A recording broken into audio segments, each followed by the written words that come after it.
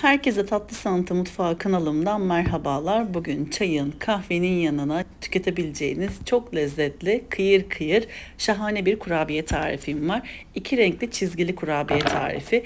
İnanın birçoğunuz bu yöntemle yapılışını bilmiyordur. Benim tarifimle denemenizi tavsiye ederim. Öyleyse hemen tarifime geçelim. Öncelikle yarım su bardağı sıvı yağımızı uygun bir kabımıza alalım. 125 gram tereyağımızı ekleyelim. Tereyağımızı önceden oda ısısında bekletelim. Dilerseniz tereyağı yerine margarin de kullanabilirsiniz. 1 su bardağı nişastamızı ekleyelim. Kurabiyelerde mısır nişastası kullanıyorum. Mısır nişastası yoksa buğday nişastası da kullanabilirsiniz. Mısır nişastası kurabiyelerinizin daha çok kıyır kıyır olmasını sağlıyor. 1 su bardağı pudra şekerimizi ekleyelim ve 1 adet yumurtamızı ilave edelim. 1 paket toz vanilyamızı ekleyelim. Unu ilave etmeden bu malzemelerimizi elimizle güzelce karıştıralım.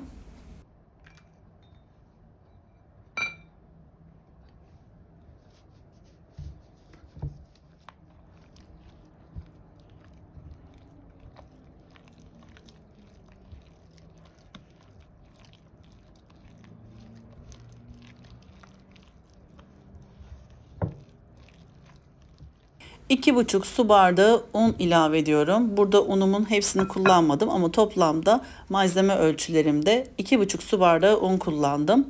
Unumuzu ilave ettikten sonra elimizle güzelce yoğuralım. Ele yapışmayan kulak memesi kıvamında bir kurabiye hamuru hazırlayalım.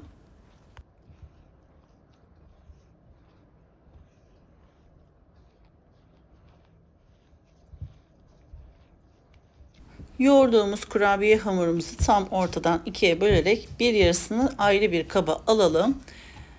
Biri sade, diğeri de kakaolu olmak üzere kurabiye hamuru hazırlayalım.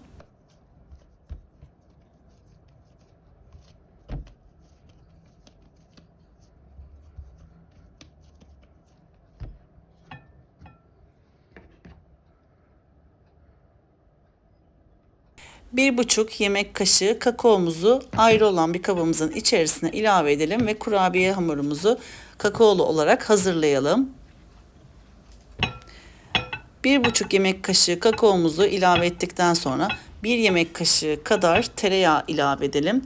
Bu aşamada hamurumuzun kuru olmaması için diğer sade olan hamurla aynı kıvamda olması için tereyağını ilave ediyoruz.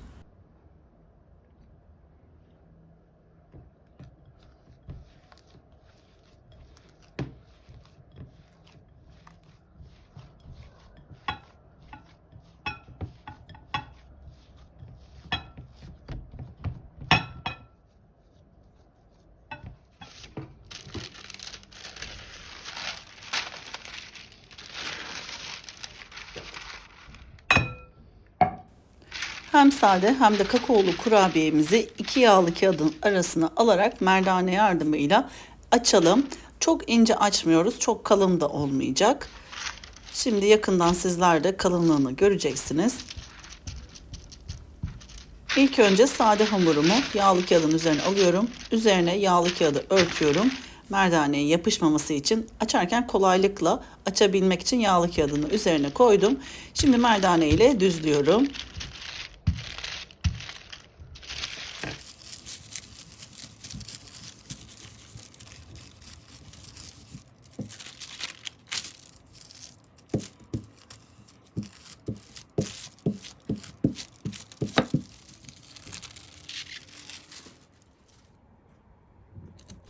Şimdi kurabiyelerimize dilerseniz yuvarlak aparatlı şekil kalıbıyla da şekil verebilirsiniz ya da benim yaptığım gibi bir su bardağının ağız kısmından da yuvarlak şekiller verebilirsiniz.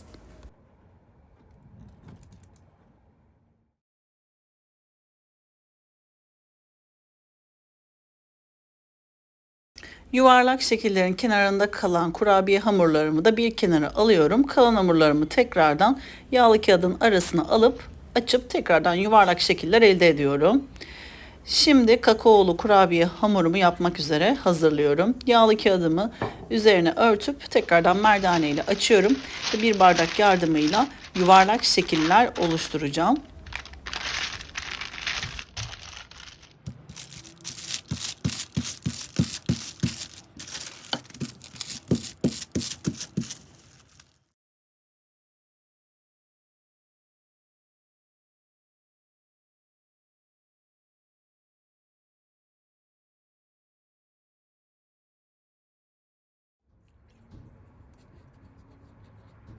Kakaolu kurabiye hamurumdan arta kalan hamurları da aynı şekilde yuvarlak şekiller elde etmek için hamurumu açacağım. Şimdi hazırladığım kakaolu ve sade kurabiyelerimi sırasıyla bir tabağın üzerine alıp sırasıyla diziyorum.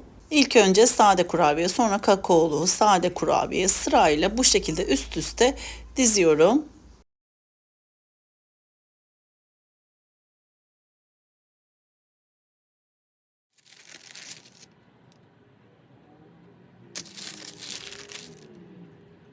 Silindir şeklini alan kurabiye hamurumu hazırladıktan sonra tezgahın üzerine streç film seriyorum ve kurabiyemi üzerine koyuyorum. Kurabiyemin her tarafını streç filmle sarıyorum. En az 30 dakika dondurucuda dinlendiriyorum. 30 dakika dinlendirdiğim kurabiyelerimi hemen streç filmini açtıktan sonra bıçak yardımıyla bu şekilde dilim dilim kesiyorum. Kurabiye hamurunuzun kalınlığını bir parmak kalınlığında ayarlayarak bıçak yardımıyla kesebilirsiniz. Bu yöntemle hazırladığınız kurabiyeler gerçekten çok kolay oluyor. Hem çok şık görünümlü hem de çok lezzetli kurabiyeler elde ediyorsunuz. Üstelik tam bir derin dondurucuda saklamalık kurabiye. Aniden gelen misafirleriniz için dondurucudan çıkarıp dilim dilim kesip fırına atabileceğiniz bir kurabiye. Çok pratik. O yüzden elinizin altında hazırlayıp dondurucunuza da koyabilirsiniz. Şimdi yağlı kağıt seriyle fırın tepsimin üzerine kurabiyelerimi aralıklı bir şekilde diziyorum. Önceden ısıtılmış 180 derecelik fırın ayarında yaklaşık 12 dakika kadar pişiriyorum. Herkesin fırın ısısı, ısıtma derecesi farklı olacağından kurabiyeleri pişirirken mutlaka kontrollü pişirmeye özen gösterelim. Kurabiyelerim pişti. Şimdi yakından sizlere iç dokusunu, kıyırlığını göstermek istiyorum. Hem göze hem de damağa hitap eden muhteşem kurabiyeler oldu. Sizler yakından iç dokusuna bakarken küçük bir hatırlatmada bulunmak istiyorum. YouTube kanalıma henüz abone olmadıysanız YouTube kanalıma abone olmayı, paylaştığım videolarıma beğeni bırakmayı lütfen unutmayınız. Herhangi bir sorunuz olduğu zaman yorum kısmına mesaj yazarsanız mutlaka hepinize teker teker dönüş sağlıyor olacağım. Yepyeni tariflerimden anında haberdar olabilmek için ise bildirim zilini lütfen açınız. Bir sonraki tarifimde tekrardan sizlerle görüşmek üzere. O zamana kadar kendinize çok iyi bakın. Hoşça kalın.